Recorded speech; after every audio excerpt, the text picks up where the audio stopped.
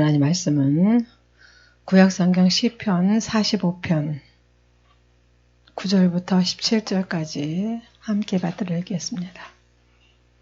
왕의 기비 중에는 열왕의 딸이 있으며 왕후는 오빌의 금으로 꾸미고 왕의 우편에 서도다. 딸이여 듣고 생각하고 귀를 기울일지어다. 내 백성과 아비 집을 잊어버릴지어다. 그러면 왕이 너의 아름다움을 사모하실지라. 저는 너의 주시니에 너는 저를 경배할지어다. 둘의 딸이 예물을 드리고 백성 중 부한 자도 내 은혜를 구하리로다. 왕의 딸이 궁중에서 모든 영화를 누리니 그 옷은 금으로 수놓았도다. 수놓은 옷을 입은 저가 왕께로 인담을 받으며 시종하는 동무처녀들도 왕께로 이끌려갈 것이라. 저희가 기쁨과 즐거움으로 인담을 받고 왕궁에 들어가리로다. 왕의 아들들이 왕의 열조를 계승할 것이라. 왕이 저희로 온 세계의 군왕을 삼으리로다. 내가 왕의 이름을 만세에 기억케 하리니 그러므로 만민이 왕을 영영히 찬송하리로다. 아멘. 지금 이제 시대적으로 유대력으로는 5783년이 지나갔고요. 이렇게 5784년이 9월 중순으로 들어가면서 이스라엘에 있는 그 메시아닉 주들, 유대인들 중에서도 예수님을 믿은 분들이 굉장히 이제 흥분하면서 그분들도 예수님을 이제 기다리는 그런 상황이 되었어요. 라오디게아 교회보다도 지금 더 타락하고 세상에 물든 이제 교회들의 모습을 우리가 봅니다. 일찍이 2013년도에 부산 백스코에서 WCC와 NCCK를 받아들이면서 우리나라가 타락했고, 그래도 이제 너무 감사한 것은 큰 교단들이 WCC와 NCCK를 반대한다. 그러면서 거기서 탈퇴를 하고, 또 아직 그 통합 측 이런 데는 아직 탈퇴하지 않았잖아요. 그래서 지금 어쨌든 우리가 하나님께로 돌아가자. 구약으로 말하면 다시 여호와께로 돌아가자. 이런 운동들이 일어나고 있는 것은 참 그래도 긍정적인 면인데, 그럼에도 불구하고 교회가 코로나를 지나면서 예배를 폐하고 지금 많이 침체된 상황이죠. 십자가는 많이 보이고 교회는 수두룩하고 많은데 정말 이 시대를 깨우는 교회들이 얼마나 되는지 참 우리가 걱정되는 그런 시대에 살고 있습니다. 그런데 오늘 본문은 참 소망적인 말씀을 우리에게 주시고 계셔요. 이 시편 45편은 예수님의 신부된 교회들에 대해서 말씀하고 계신 것입니다. 8절까지는 예수님의 모습에 대해서 쭉 나온 거거든요. 얼마나 예수님이 어미하시고 우리를 위해서 행하신 일들이 놀라운지. 8절에 보면은 왕의 모든 옷은 모략과 침향과 육개의 향기가 있으며, 예수님이 돌아가셨을 때 니고데모가 그렇게 몰약과 침향과 이런 것들을 100근쯤 가지고 와서 장사를 지낸 것을 우리가 볼 수 있잖아요. 아리마대 부자 요셉의 무덤에 장사 지낼 때 유대인의 법대로 몰약과 침향과 이런 것들을 예수님의 몸에 넣어서 장례를 치렀는데, 이 앞에 8절까지는 예수님께서 이 땅에 오시고 그리고 다시 얼마나 엄연한 모습으로 오실 것인지 그런 모습들을 쭉 나타내고 있어요. 예수님께서 이 땅에 오실 때, 처음 오실 때는 초라한 마을 고육간에 오셨습니다. 우리 짐승처럼 사는, 땅의 것만 바라보고 사는 우리 인간들의 생명의 떡이 되어주시려고, 생명의 양식이 되어주시려고 오셨고, 그러나 지금 하나님 우편에 계셔서 우리를 위해서 중보하고 계시는 예수님은 다시 오실 때는 만왕의 왕 만주해주러 오신다. 그것을 전제하고 같이 말씀을 나누도록 하겠습니다. 오늘 본문 말씀 45편 9절에 보면은 왕의 기부 중에는 열왕의 딸이 있으며 왕후는 오빌의 금으로 꾸미고, 이렇게 말씀하고 계셔요. 왕후가 오빌의 금으로 꾸몄다. 그 당시에는 이제 오빌의 금이 가장 순도가 높은 그런 금이었다고 해요. 예수님은 우리 교회를 아주 존귀한 자리에 두시고요. 그리고 이제 가장 좋은 곳으로 입히셨다는 말씀을 하고 계시는 거예요. 가장 좋은 옷이 뭡니까? 예수 그리스도를 옷 입는 것이죠. 갈라디아서 3장 27절에 보면은 누구든지 예수님과 합해서 세례받은 자는 예수 그리스도를 옷 입었다. 그리고 로마서 13장 14절에 보면은 오직 예수 그리스도를 옷 입고 정욕을 위해서 악한 일을 도모하지 말라. 이제 이렇게 말씀하고 계셔요. 예수님의 옷, 그것이 이제 가장 좋은 옷이죠. 왕후가 그렇게 가장 좋은 옷을 입고, 그리고 가장 가장 그 당시에 뛰어난 아주 순도가 가장 높은 그런 금으로 꾸몄다 그래요. 이 금은 성도들의 신부들의 순결함을 얘기하는 거죠. 정금은 그 신부들의 순결함은 예수님 의의 옷을 입고 그 다음에 빛나고 깨끗한 세마포를 입어요. 교회가 예수님으로 인해서 깨끗하고 정결케 되고 예수님으로 옷 입고 나서 그리고 거룩한 행실 깨끗한 행실로 의의 옷을 입은 다음에다가 겉에다가 입는 것이 세마포거든요. 우리 한복도 그렇잖아요. 속옷을 깨끗하게 차려입고 나서 그 위에 한복을 입고 그리고 두루마기를 입고 이렇게 입는 것처럼 이스라엘 옷도 그렇게 입어서 본문에 그렇게 말씀하고 계시는데 그 왕후가 어디 섰다고요? 왕의 우편에 섰도다. 이 말은 참 중요한 겁니다. 마태복음 25장에 보면은 우편은 예수님이 십자가 못 박힐 때도 우편 강도라고 했잖아요. 그리고 우편은 하나님 나라를 상속하는 자들이 우편에 있던 걸 알 수 있어요. 마태복음 25장 31절에 보면은 인자가 자기 영광으로 모든 천사와 함께 올 때에 자기 영광의 보좌에 앉으리니 모든 민족을 그 앞에 모으고 각각 분별하기를 목자가 양과 염소를 분별하는 것 같이 해서 양은 그 오른편에 우편이죠. 염소는 왼편에 두리라. 그때 임금이 그 오른편에 우편에 있는 자들에게 이르시되 내 아버지께 복받을 자들이여 나와 창세로부터 너희를 위하여 예비된 나라를 상속하라. 이렇게 말씀하고 계시는 것을 볼 수가 있어요. 예수님께서 직접 하신 말씀이죠. 우편은 사랑과 영예와 권능이 있는 자리예요. 왕은 환희에 찬 모습으로 1절부터 8절까지 입장하고 계시죠. 전사로 무장하시고 군주의 예복을 입으셨고 전차에 오르셨고 화살을 쏘시고 적들을 다 물리치시고 그리고 나서 손에는 왕이 잡는 그 호를 딱 쥐고서 보좌에 오르셔요. 그리고 내밀한 방에서 가져온 향수로서 궁전을 향기로 가득 차게 하시고 수행원들이 그분을 둘러싸고 서 있고 그중 가장 아름다운 자태를 지닌 신부가 그분의 우편에 딱 자리를 잡고 있다. 이렇게 본문에 말씀하고 계시죠. 하나님 우편에 앉은 수많은 믿음의 선진들을 우리가 알 수 있어요. 성경 여기저기도 알 수 있지만 특별히 믿음장이라고 하는 히브리서 11장에 많이 나오고 있죠. 뭐 리브가도 있고 이방녀였던 룻도 있고 이방 땅에 잡혀가가지고서는 왕후가 되어서 유대민족을 구원했던 에스더도 있을 것이고 예수님을 잉태했던 마리아 또 예수님의 부활하심을 가장 먼저 맞이했던 막달라 마리아 뭐 에레미야 선지자, 이사야 선지자, 뭐 다윗, 모세, 다니엘의 세 친구들, 뭐 스데반 그리고 뭐 브리스가 아굴라, 뭐 사도 바울, 뭐 루디아 엄청나게 많을 거예요. 저는 그분들을 꼭 만나고 싶어요. 하나님 나라에 가면은. 그 당시에 왕이었던 예수님을 예표하는 다윗을 조롱했던 그 나발의 아내 아비가일도 있잖아요. 그거는 우리 이방인이었던 우리가 예수님의 아내가 예수님의 신부가 된 것은 이제 그렇게 예표하는 사건인데 이렇게 신부된 자들은 왕후의 지에 나갔던 그리스도의 신부들을 이제 말하는 건데 이 땅에서 살면서 받았던 온갖 환난과 모든 고생을 다 잊어버릴 만큼 행복한 거예요. 왜요? 왕의 우편에 딱 서 있으니까. 여러분들 한번 상상을 한번 해보세요. 믿음의 정절을 지키고 이 땅에서 어떤 후욕과 핍박이 온다고 할지라도 희생을 하면서 대가를 지불하면서 믿음을 지켰던 그런 사람들을 남편 대신 예수님께서 어떻게 하냐면은 자기 아내가 모욕이나 학대를 당하는 것을 그냥 가만둘 남편이 어디 있겠어요. 천상에 계신 우리 예수님께서도 아내를 핍박했던 그런 사람들에게 참지 않으시고 진노를 퍼부어 주실 것이고 자신의 택함 받은 자들을 위해서 신속하게 이제 보복하시는데 신부들은 그 왕의 우편에 딱 서는 거예요. 사도 바울이 그래서 그런 비결을 알았기 때문에 그렇게 고백을 합니다. 고린도전서 4장 12절에 또 수고하여 친히 손으로 일을 하며 후욕을 당한 즉 축복하고 핍박을 당한 즉 참고 저도 그냥 이름도 없이 빚도 없이 하나님의 사랑을 어떻게 갚을 길이 없어서 노방전도를 시작하게 됐는데 참 욕도 많이 먹었습니다. 지금도 지나가면서 이런 사람들 지금도 있어요.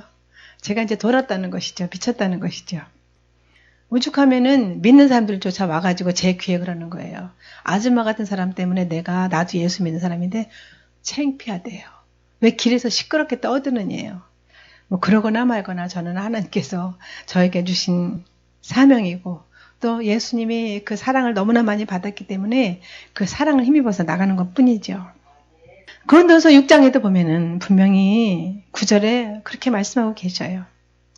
우리가 무명한 자 같으나 유명한 자고 죽은 자 같지만은 보라 우리가 살고 징계를 받는 자 같으나 죽임을 당하지 아니하고 근심하는 자 같으나 항상 기뻐하고 가난한 자 같으나 많은 사람을 부유하게 하고 아무것도 없는 자 같지만은 모든 것을 가진 자로다.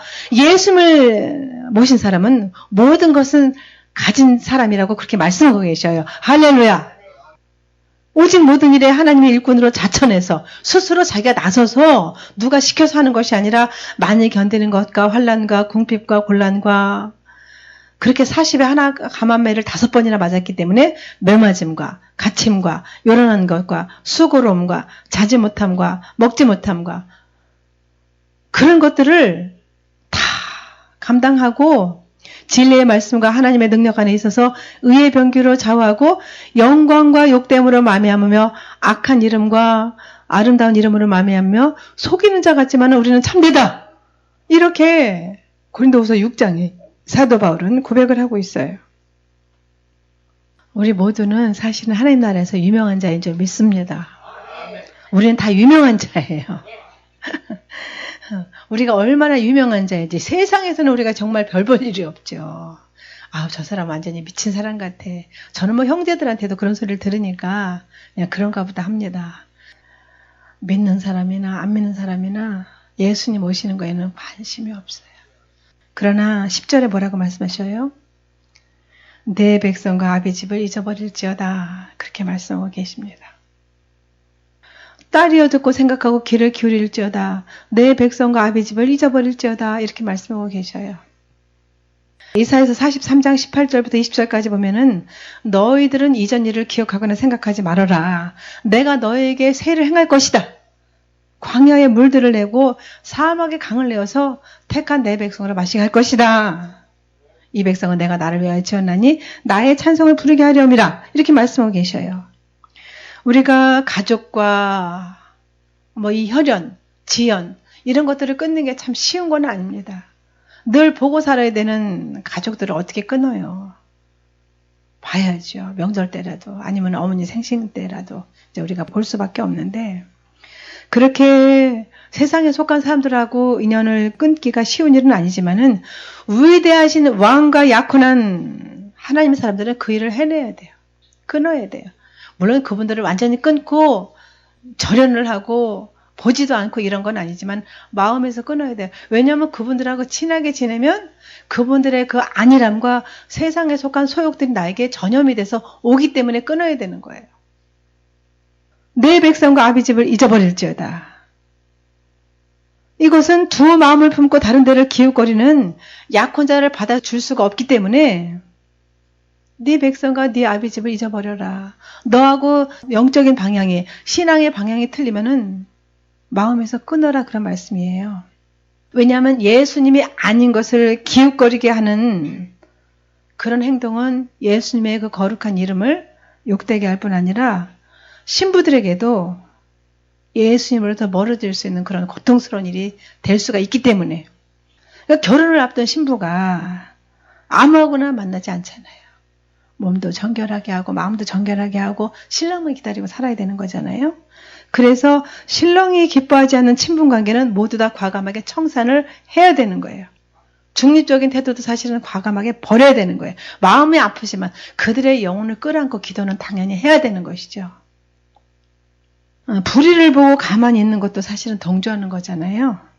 그들에게 이야기는 해주되 받아들이지 않으면 단호하게 끊어야 되는 거예요. 우리가 뭐 사랑이, 뭐 인정이, 자비가 없다. 근데 사실은요, 우리가 인정에 끌려서 얼마나 많은 일을 그르쳐요. 인정에 끌려서 얼마나 많은 빚을 지고 보증 섰다가 낭패를 당하고 그것이 사실은 인정먹이거든요. 저도 제 아버님이 옛날에 그랬던 것처럼 저도 그런 일에 많이 휘말렸었어요. 살아오면서. 근데 이제 나이가 조금씩 들면서 이건 아니다. 그런 것을 이제 하나씩 끊게 됐는데 오랜 세월이 걸렸죠.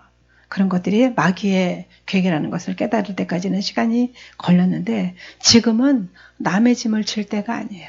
지금은 믿지 않는 자와 멍에를 같이 할 때가 아닌 거예요. 그래서 하나님 앞에서 아닌 것은 과감하게 딱 잘라내고 그렇게 살아야 되는 거죠. 예를 들어서 정신병으로 왔다리 갔다리 하는 미친 사람을 불쌍하다고 집에 들이면 어떻게 되겠어요? 열왕기상 18장에도 엘리야가 그 당시에 바알도 섬기고 아세라도 섬겼던 이스라엘 백성들에게 말하잖아요. 너희가 언제까지 머뭇머뭇하느냐. 하나님을 온전히 섬기든지 아니면은 바알을 쫓든지 너희들이 오늘 결단을 해라. 여호수아는 그랬어요. 나와 내 집은 온전히 하나님만 섬기겠다. 그렇게 여호수아는 고백하는 것을 우리가 볼 수 있죠. 그렇게 어떤 중립적인 태도는 사실 영적으로 아무 유익이 없어요. 우리에게는. 뺏기는 거죠. 자꾸만. 고갈되는 거죠. 성령의 충만함을 뺏겨버려요. 자꾸만. 그리고 신랑과의 친밀한 관계도 깨지게 되는 거죠. 왜냐하면 우리는 죄악성이 많아요. 죄악 가운데 출생했고 죄악 가운데 살기 때문에 그렇게 죄악 가운데 단련됐잖아요. 그렇게 육적으로 하나님을 원래 대적했던 자였기 때문에 그런 타락한 본성을 가진 분들하고 계속 하고 있으면은 이 타락한 본성이 점점 내 안에서 커지면 어떻게 돼요? 똑같은 사람 되는 거예요. 그래서 우리가 단호하게 끊어야 되는 것이죠. 계속 그런 사람들하고 같이 되면 어떻게 되는 거예요? 같이 망하는 거예요. 내가 살아서 그분들을 이끄는 게 난가? 아니면 그분들은 내가 끌려가서 같이 파멸을 당할 것인가? 이것은 아주 자명한 것이잖아요. 답이.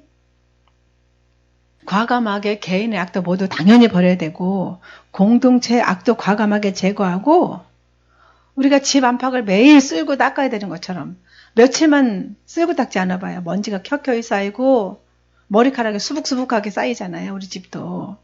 그런 것처럼 우리가 예수님의 소유가 되는 것은 세속에 물들지 않을 때 예수님이 교회 안에서 아름다운 그 신부들을 찾고 있기 때문에 그래서 예수님의 눈에 가장 아름답게 보이는 신부들을 데려가실 것이기 때문에 그런 것이죠. 역대하서 16장 9절에 그래서 분명히 말씀하셔요. 여호와의 눈은 온 땅을 두루 감찰하사 전심으로 자기에게 향하는 자를 위해서 능력을 베푸신다. 이렇게 말씀하고 계십니다. 전심으로 해요. 전심으로. 요만큼만이 아니라 일부가 아니라 전심으로 주를 향하는 자를 위해서 능력을 베푸신다고 말씀하셨어요. 왜 그러냐? 저는 너의 주시니 너는 저를 경배할지어다. 내 백성과 아비집을 잊어버려야 되는 이유가 예수님은 우리의 구주시고 우리는 그분을 마땅히 경배해야 되는 신부이기 때문에 예수님은 또 우리를 다스리는 분이시잖아요. 그러니까 남편은 아내의 머리죠. 교회에 대한 우리 신부들은 당연히 예수님을 경외해야 되고 그 예수님 앞에 엎드려서 경배해야 되는 거죠. 교회가 예수님과 하나로 딱 연합될 때에 교회는 그때 비로소 참 자유를 누리게 되는 거죠. 방종이 아닌 자유를 누리게 되는 건데 교회를 그런 모든 무거운 죄의 짐에서 다 벗어나게 하시지만은 예수님은 그 모든 일을 다 이루셨고 십자가에서 피 흘려서 우리의 죄 문제를 다 해결하셨고 그분 자신의 쉬운 멍에를 교회의 목에다가 매는 거예요. 송아지를 어미서 같이 매면요. 엄마가 멍에를 메고 가잖아요. 그러면 송아지는 그냥 졸졸졸졸 따라만 가면 되는 거예요. 그러니까 우리 성도들이 바로 예수님께서 그 모든 일을 다 이루셨으니까는 그 예수님께서 우리에게 메어놓은 쉬운 멍에를 메고 그냥 졸졸졸졸 따라만 가면 되는 거예요. 그래서 마태복음 11장 28절 이하에 말씀하시잖아요. 수고하고 무거운 짐진 자들아 다 내게로 오라. 내가 너희를 쉬게 하리라. 내 멍에는 쉽고 내 짐은 가볍다.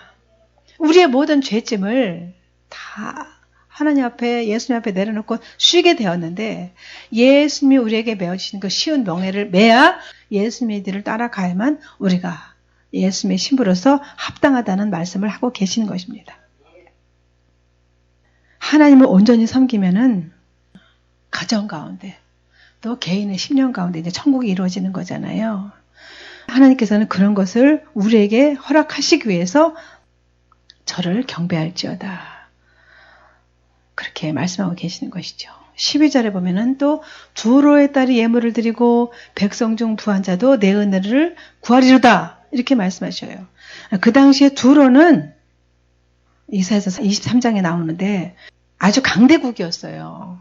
많은 식민지를 가지고 있어서 수많은 나라를 정복해가지고 많은 조공들을 받던 땅이 두로였는데 두로의 딸이 예물을 드린다.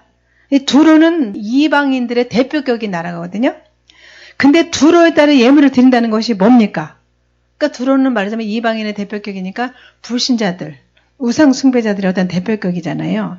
그러니까 교회가 예수님 안에서 거룩함으로 채워지면은, 그 거룩함으로 풍성해지면은 이방 사람들, 믿지 않는 사람들로부터 존경을 받잖아요.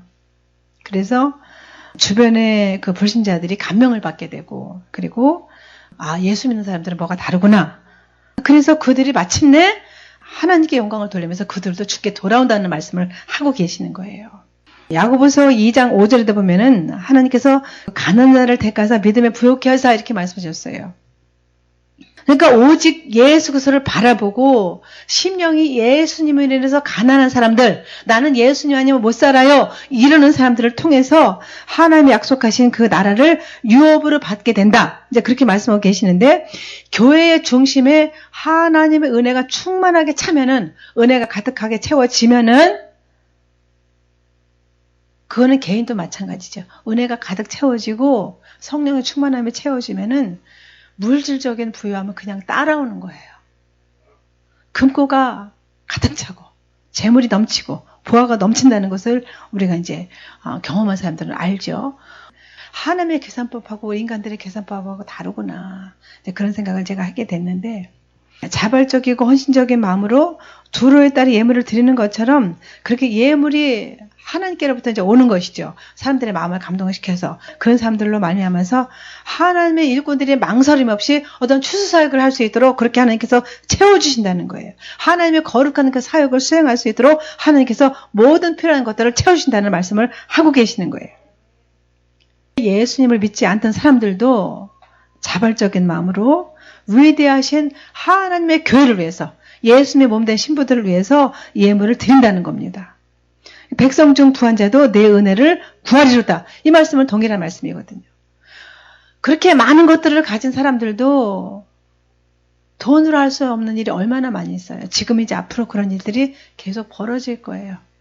그래서 저는 막 난폭한 사건들이 많이 일어났잖아요. 묻지마 살인도 일어나고, 그런 것들이 그냥이 아니라고 보거든요, 저는. 그러면서 사람들이 병들고 멀쩡하던 사람이 암으로 죽는 사람들 지금 많아요. 왜 그러겠어요, 여러분들? 면역력이 떨어지고 속에 악한 독성 물질이 들어가니까 그런 일이 벌어지는 거 아니겠어요? 아무리 많은 돈을 가지고 있어도 안 되는 일이 벌어질 때 백성 중 부한 자도 내 은혜를 구하리로다. 하나님께 돌아오는 거예요. 하나님 살려주세요 하고 돌아오는 거예요. 그렇게 부유한 자들도 세상 사람들의 그런 어리석음을 따랐지만은 이제는 돌이켜서 그들이 그렇게 죄악 속에서 살았지만은 그것을 다 버리고 예수님의 그 사랑에 설복당하고 돌아온다는 것을 말씀하고 계신 것입니다. 그렇게 멀리서부터 풍성하고 지속적인 예물들을 가지고 평강의 왕이신 예수님께 이제 드리러 나오는 일이 벌어지는 것이죠. 그러면서 13절에 보니까는 왕의 딸이 궁중에서 모든 영화를 누리니, 예수 그리스도의 신부는 내밀한 그 궁실 안에서 그 엄청난 하나님의 영화를 누리는 거예요. 예수님 품 안에서. 이 모든이라는 말은 어떤 것은 허용을 하고 어떤 것은 허용을 안 한다, 이런 말이 아니죠. 모든이라는 말에 우리가 주목해야 됩니다. 8절에 보니까 신랑의 그 모든 옷에서 향기가 나뉘는 것으로 우리가 봤잖아요. 그러니까 신부의 그런 어떤 내적인 모습이 아주 영광스러운데 예수님 안에는 이제 나쁜 냄새가 전혀 없잖아요. 악이 없다는 말씀을 하는 거죠. 그분의 그 백성 안에도 이 죄악된 요소가 다 제거돼서 없는 거예요. 예수님의 피로 씻어져서. 예수님의 신부된 교회들은 흠도 없고 점도 없고 티나 주름 잡힌 거 없이 아주 깨끗하고 정결한 완벽한 모습으로 그렇게 이제 서 있게 된다는 것을 말씀하고 계시는 것이죠.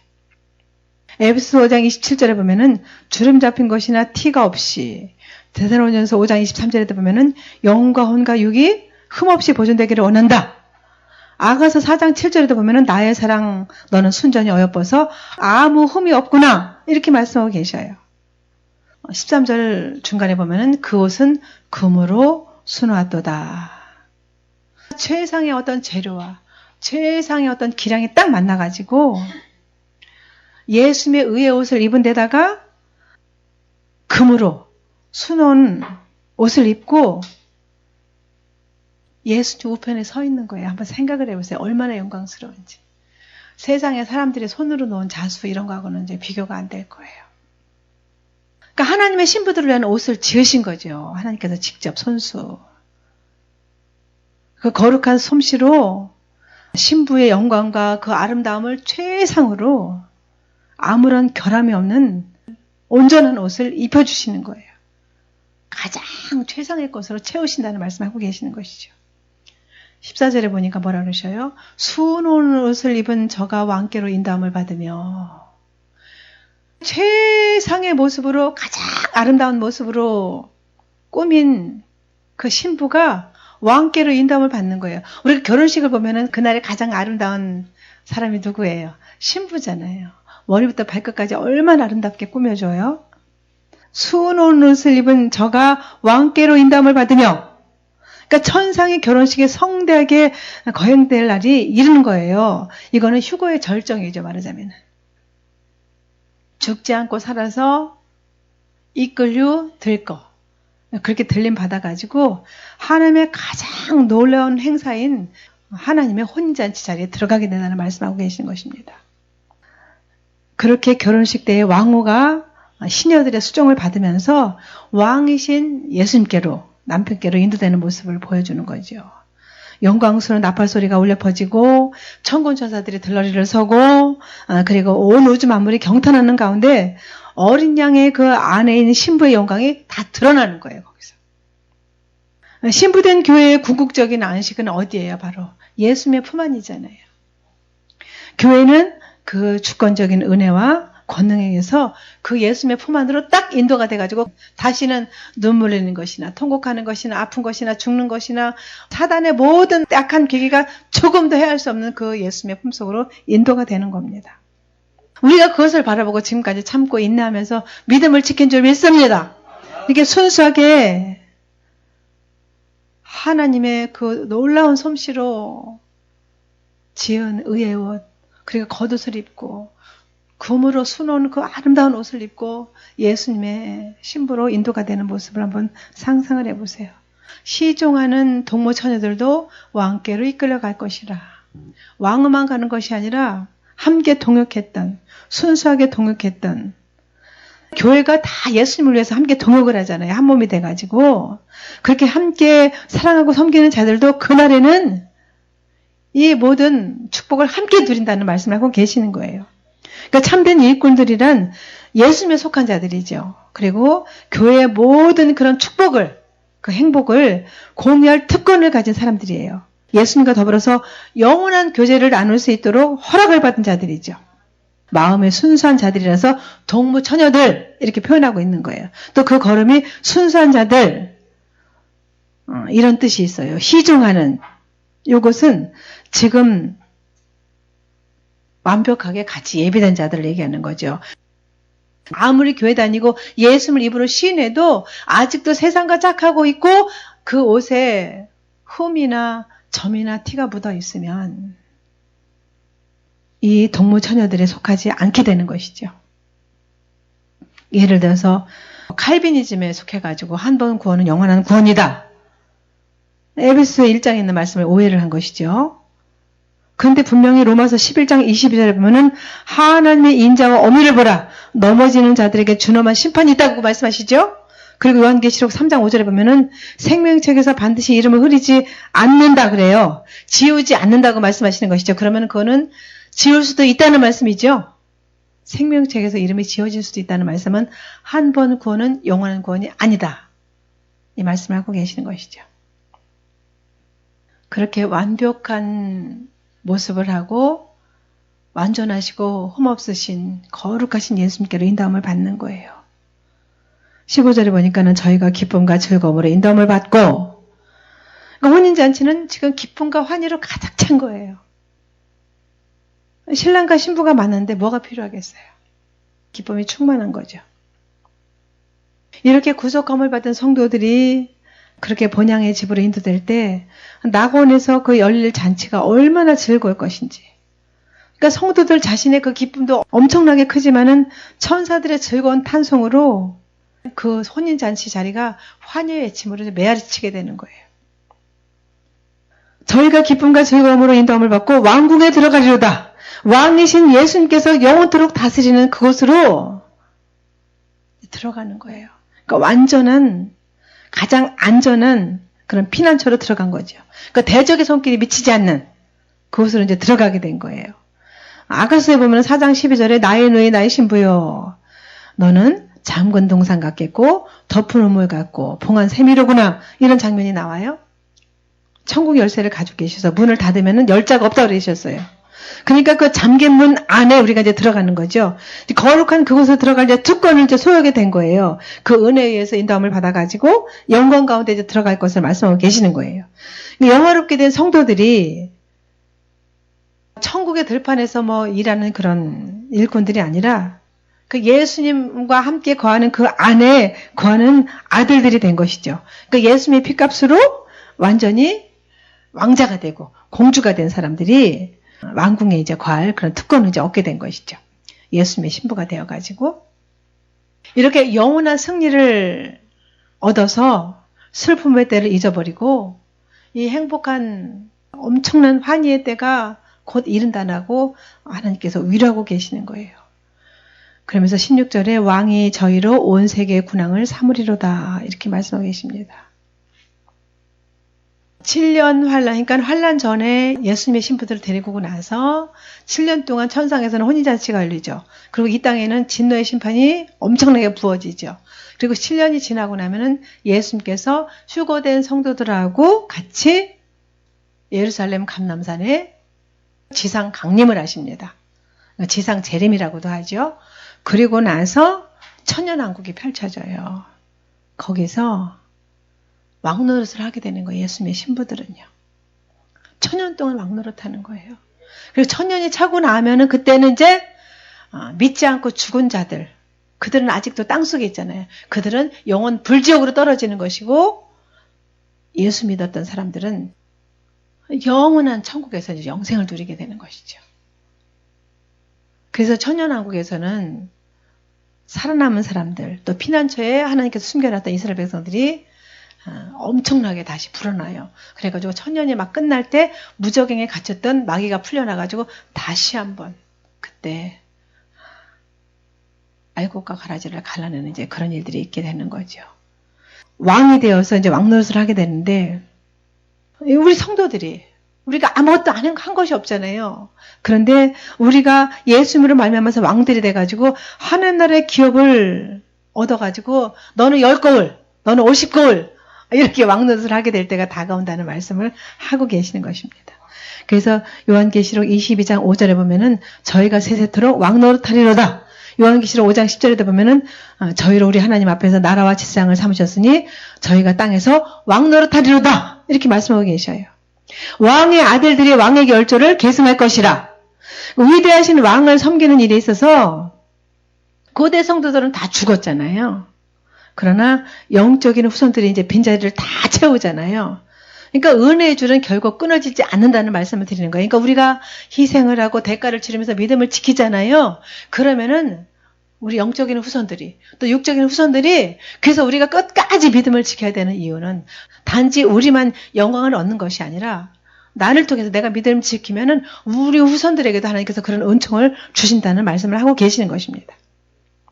영적인 후손들, 하늘나라의 백성들이 계속해서 내 뒤를 이어서 하나님 나라로 들어올 수 있도록 은택을 베푸신다는 말씀을 하고 계시는 것이죠. 계승자들, 그러니까 상속자, 후사를 이을 그런 상속자들이 계속해서 이어진다는 말씀을 하고 계시는 것입니다. 왕이 저희로 세계의 군왕을 삼으리로다. 온 땅이 예수님 안에서 정복되는 거예요. 그 은혜를 말미암아서 그 정복에 참여하는 자들에게는 이제 그런 영광스러운 그런 영예가 돌아가는 것이죠.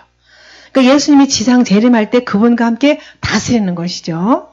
이렇게 여호와의 영광을 인정하는 것이 세상에 가득하리라.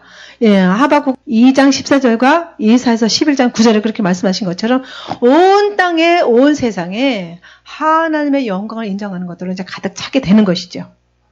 그러면서 내가 왕의 이름을 만세에 기억하게 하리니 17절에 이렇게 말씀하셔요.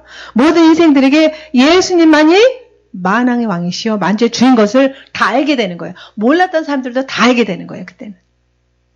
이 시편 기자의 입을 빌려서 하나님은 평강의 왕 이후로 끊임없이 영적인 계보들이 이루어질 것을 약속하실 뿐 아니라 영원한 명성도 계속 이어질 것을 말씀하고 계시는 것이죠. 만세에 기억하여 하리니 이렇게 말씀하셨잖아요. 그러니까 예수님의 이름은 그분의 명성과 그 성품, 그 인격과 이런 것들을 하는 백성들은 결코 잊을 수가 없잖아요. 그래서 인생들이 존재하는 한 이 사실도 항상 진실로 통해져서 많은 사람들이 다 기억하게 한다는 거예요. 온 세상 사람들이 다. 그래서 성부 하나님에 의해서 예수님의 영예가 항상 계속될 것이고 그분의 명성은 이제 계속 새롭게 다가오는 거죠. 모든 사람들에게 하나님의 그것을 보장하신다는 것을 말씀하고 계시는 것입니다. 하나님의 섭리와 은혜가 그렇게 이제 될 것이고 그 메시아의 명성은 뭐 인간들이 아무리 입에서 입으로 전해도 사람들에 의해서 보장받는 게 아니라 하나님께서 그것을 영원하신 하나님께서 그것을 보장하시고 겟세마네 동산에서 또 갈보리에서 죽으신 십자가의 그 기억들이 만세토록 세세토록 영원토록 불멸의 광채로 이제 빛나게 된다는 말씀을 하고 계시는 거예요. 구세주의 그 영광스러운 명성이 어떤 악한 원수들이 지금까지 거짓말하면서 속였던 그런 모든 것들을 다 덮어버릴 거라는 그런 말씀을 하고 계시는 것입니다. 그의 행하신 일들을 인해서 만민이 왕을 영영히 찬송하리로다. 마지막 절에 그렇게 결론으로 말씀하고 계시죠. 이 찬송하다는 예호둑하는 이제 감사하다는 뜻이에요. 그냥 노래를 부른다라는 이런 뜻이 아니라 이제 감사하다는 뜻이 들어있는데, 그러니까 역사 속에 등장하는 이 만민들의 감사를 올리는 왕이 있다고 하면은 그 왕은 단 한 분이죠. 예수 그리스도인 줄 믿습니다. 그 예수님께서 왕이 되셔가지고 온 세상 만민이 다 예수님의 주되심을 고백하고 그 예수님께 합당한 경배를 영원토록 주께 올려드리는 거예요. 그러면서 우리를 사랑하사 자신의 피로 우리를 구속하신 분께 감사와 찬양을 드리는 것이 이제 마땅한 일이 되는 것이죠. 우리를 위해서 죽음을 당하셨다가 다시 살아나셔가지고 영원히 살아계시는 그리고 지옥과 사망의 열쇠를 쥐고 계신 그 예수님의 보좌에 찬양과 그 내성이 항상 올려 퍼지는 것이 이제 마땅한 일이 되는 것이죠. 예수님의 핏값으로 사신 신부들. 이 왕비는 왕의 이제 분신이에요. 왕의 아내가 됐으니까. 그래서 이 왕비라는 그 칭호 속에서 왕의 권위와 위엄을 같이 소유하고 왕의 그 사랑과 신뢰를 한 몸에 받는 아름다운 신부가 된 거예요, 비로소. 그래서 통치권자인 천지 만물을 지으신 창조주 하나님, 우주 만물을 통치하시는 통치자 하나님, 인생들의 생사복을 주관하시는 그 통치권자인 신랑에 의해서 백성들로부터 인정과 존경을 받게 되는 것이죠. 그래서 교회가 왕비의 신분과 특권을 누리게 된 것은 성도를 향한 하나님의 사랑으로부터 출발한 것이다. 그것을 너희가 잊지 말아라. 이렇게 말씀하고 계시는 것입니다. 교회는 아직 예수님께서 오시지 않았으니까는 끝까지 신부로서 의무를 다해야 되는 거예요. 절대로 한눈 팔지 말고 뒤도 돌아보지 말고 곁눈질도 하지 말고 요한계시록 19장 8절에 있는 말씀처럼 성도들의 옳은 행실 세마포옷을 입고 행실이 아주 올바르고 거룩하고 정결해야 되는데 그러니까 신부의 행실이 그 어떤 아무리 비싼 다이아몬드보다도 의미가 있는 장신구가 되는 거예요. 그러니까 성도가 누리는 구원의 축복은 어떤 썩어질 세상의 어떤 그런 것들로 부귀로 얻어진 것이 아니기 때문에 고린도전서 15장 10절에 있는 말씀처럼 나의 나된 것은 하나님의 은혜라고 고백했잖아요. 사도 바울을 통해서. 그러니까 하나님의 은혜로 주어진 것이기 때문에 이 축복을 하나님께서 주신 그 놀라운 것들을 기억하면서 우리가 신부로서 의무를 끝까지 다 감당해야 된다는 말씀을 하고 계시는 것입니다.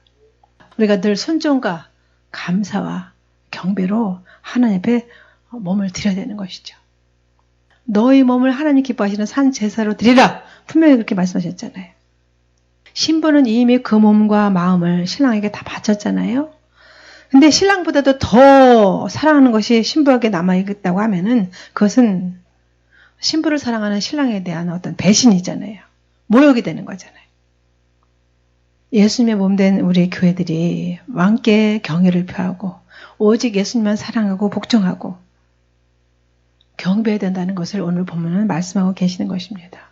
신부가 참된 의무를 수행할 따라야 가장 아름답고 고귀한 자태를 지닐 수 있고 예수님의 신부로서 인도된다는 말씀을 하고 계시는 것입니다. 우리가 아직 예수님이 오시지 않았으니까 우리에게 아직 기회가 있어요.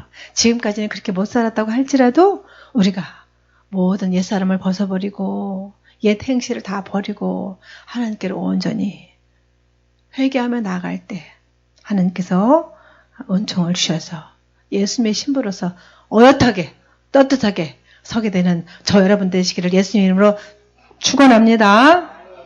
기도합니다. 하나님. 오늘 본문을 통해서 우리 교회들이 누릴 영광이 참으로 실제적이고 현실적인 것을 우리가 깨달았습니다. 하나님. 예수님의 그 품에 안길 때까지 혼인잔치에 참여할 때까지 이곳에 있는 죄의 권속들의 신부로서 잘 단장될 때 하나님께서 모든 필요를 채워주시되 영적인 필요뿐 아니라 육적인 필요까지도 주셔서 영적인 부요함과 육적인 부요함을 다 누리며 하나님을 위해서 끝까지 순종하고 헌신함으로 하나님께서는 영광을 받으시고 우리는 그 앞에 설 때까지 끝까지 믿음의 경주를 달려갈 수 있도록 도와주시옵소서. 그리스도의 신부되는 교회를 통해서 하나님께서 영광을 받으시기를 원합니다. 하나님 함께 해주시고 만왕의 왕이요 만주해 주신 예수님께서 오실 때까지 끝까지 함께 손잡고 연합된 아름다운 신부들로서 단장될 수 있도록 도와주시옵소서. 곧 오실 예수님 이름으로 감사하며 기도 올리옵나이다. 아멘.